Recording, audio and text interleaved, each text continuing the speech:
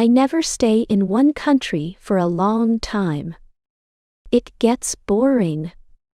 I like to move on, see new places, meet different people. It's a good life most of the time. When I need money, I get a fruit. In Europe, you can pick fruit most of the year. You need to be in the right country at the right time, of course. It's not easy work, but the money's not bad. I like to go south in the winter. Life is easier in the sun, and Northern Europe can get very cold in the winter. Last year, 1989, I was in Venice for October. I did some work in a hotel for 3 weeks. Then, I began slowly to move south. I always go by train when I can. I like trains. You can walk about on a train, and you meet a lot of people. I left Venice and went on to Trieste. There, I got a cheap ticket for the slow train to Sofia, in Bulgaria. This train goes all down through Yugoslavia and takes a long time, a day and a half. But that didn't matter to me. The train left Trieste at 9 o'clock on a Thursday morning.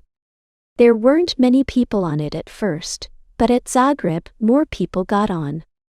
2 girls went along the corridor past my carriage. They looked through the door, but they didn't come in. Then an old woman came in, sat down, and went to sleep.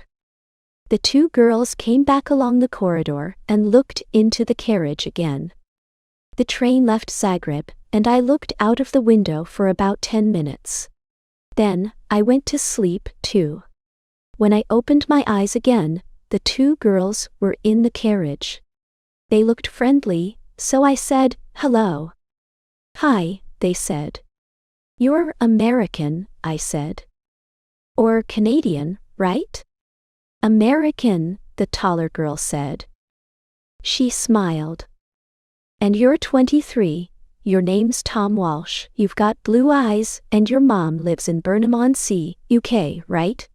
"How did you know all that?" I asked. The second girl laughed. She looked at your passport. "It's in your coat pocket." "Oh, right." My coat was on the seat next to me. I took my passport out of my pocket and put it back in my bag. "Who are you, then?" I asked. They told me. Melanie and Carol from Los Angeles, USA. They liked Europe, they said. They knew a lot of places. Britain, Holland, Denmark, Germany, France, Spain, Italy, Yugoslavia, Bulgaria, Greece. "I'm going to Bulgaria now," I said. "Tour about a month. Then I'm going south for the winter, Cyprus, or perhaps North Africa." "Oh yes," they said. "We love Bulgaria. Sofia's a great town." "Wonderful." "What do you do about money?" I asked. "Well, you know," Carol smiled. "Sometimes we get a little job. This and that. But what about you?" Eins, tithe." "Yeah, come on," Melanie said. "Tell us about you." Tom Walsh with the blue eyes and the mom in Burnham-on-Sea. "What are you doing with your life?" "Hey." So, I told them. They were nice girls. They were older than me, perhaps 27 or 28. But, I liked them. We talked and laughed for hours. I told them a lot of stories about my life. Some of the stories were true. Some weren't. But the girls laughed and said I was a great guy. I asked them about Bulgaria because I didn't know the country. They knew Sofia well, they said. "Hey, Carol," Melanie said. "We're staying in Bela Palanka for a day or 2. But let's go over to Sofia this weekend and meet Tom there." We can meet him on Saturday night at the Hotel Marmara. Yeah, it's a good hotel, Carol told me. Cheap, but good. What do you think, Tom? Yes. Great, I said. Let's do that. The train was very slow. We got to Belgrade at 6 o'clock in the evening, and a lot of people got off.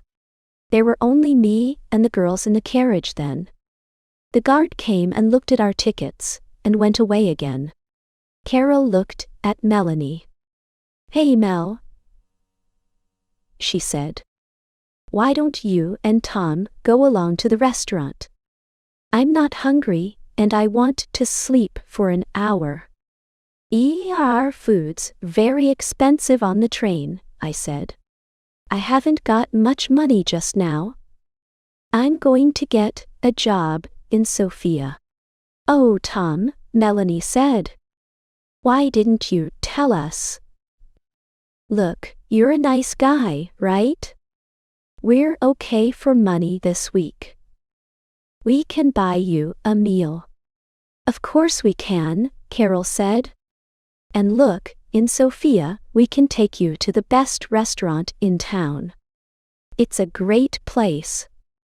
We love it. What could I say? And what could I say? I was hungry. They had money. I didn't. So Melanie and I went to the restaurant and had a meal. When we came back, Carol was still alone in the carriage. Melanie put her feet on the seat and went to sleep. At night, some more people got on the train and 2 old men came into our carriage. They looked at Melanie's feet on the seat and talked in loud voices. Carol laughed, and Melanie opened her eyes and sat up. Are we nearly there?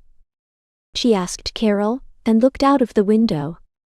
Yeah, about half an hour, I think. Why are you getting off at Bella Palanca? I asked. What are you going to do there? Melanie smiled. Find a cheap hotel. Meet people at Pinsauen und Rheinweid. Take a look at the town. You know, and out that I'm so can said and ward out. Just for a day or two, Carol said. But there's nothing there. Oh well, you never know, Melanie laughed. See you in Sofia, right? On Saturday night?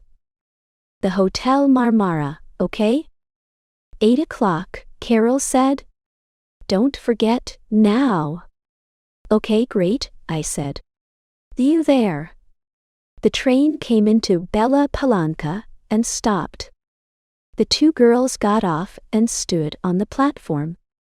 They smiled at me through the window. Saturday, 8 o'clock, Melanie shouted. Okay, I called. They couldn't hear me because of the noise in the station. They smiled again, picked up their bags, and walked away. Nice girls. I'm going to have a great time in Sofia, I thought. The train left Yugoslavia and crossed into Bulgaria at 2 o'clock in the morning. Then the train stopped at some village. I don't remember the name. I ate an apple and looked out of the window. Suddenly, there were a lot of policemen on the train. Everybody in the carriage sat up and began to talk. What's happening? I said in Italian to the old man next to me.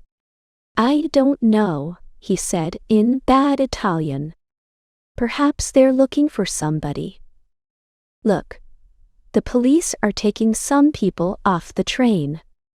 Then 2 policemen came into our carriage, a tall, thin one and a short, fat one. They looked at everybody carefully, and then they looked at me again. Come with us, please, the fat policeman said in English. What? Me? I said. I'm going to on and see it is LP. Oh wow. Stay? Why? What's the matter? And bring your bag with you, the tall policeman said. I began to ask a question, but policemen never like questions from young men with long hair. So I stayed quiet, picked up my bag, and went with them. In the station building, there were a lot more policemen and some people from the train. They were all young people I saw. Some were afraid, some were bored. The police looked in everybody's bags, and then the people went back to the train. My two policemen took me to a table. Your passport, please, the fat policeman said, and open your bag. They looked at my passport, and I opened my bag. There was a young policewoman with red hair at the next table. She had a nice face, so I smiled at her, and she smiled back. Ah, the tall policeman said suddenly. All my dirty shirts and clothes were out on the table. The policeman picked up my bag and turned it over.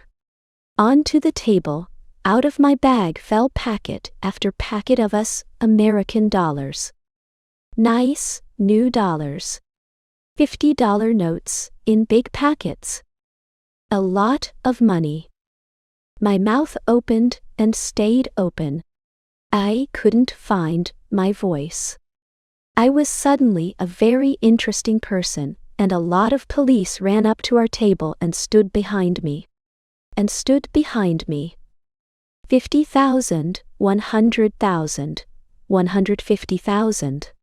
There's $200,000 here, the tall policeman said. What an interesting bag, Mr. Tom Walsh. I found my voice again quickly. But it's not my bag, I shouted. There was a big, happy smile on that policeman's face. Well, he said, it's got your name on it. Look. So I looked, and of course, there was my name. And yes, of course, it was my bag. So how did 200,000 US dollars get into my bag? You cannot bring us dollars into this country, the fat policeman said. He had very short gray hair and little black eyes. He didn't smile once. But I didn't bring them, I said quickly. They're not my dollars. I never saw them before in my life. And there was a lot of noise in the station. I looked out of the window and saw my train. Slowly, it began to move. Hey, 5, I shouted. That's my train. The tall policeman laughed. It was a great day for him. Oh no, he said. You're not getting back on that train. You're staying here with us, in our beautiful country. He smiled happily. So I never got to Sofia on Saturday. I was very unhappy about that. I wanted to have a little talk with Melanie and Carol. Ask them 1 or 2 questions, you know. You're a nice guy, Tom. See you in Sofia, okay, so? Take you to the best restaurant in town. Yeah, great. And I never got down to Cyprus or North Africa that winter. Oh well, I live and learn. It's not an easy life in prison, but it's warm in winter. And the food's not bad. And I'm meeting some interesting people. There's a man from Georgia, USSR, Boris, his name is. He comes from a place by the Black Sea. He's a great guy. When we get out of here, he and I are going down to Australia. Yeah, next year's going to be okay. And Khan.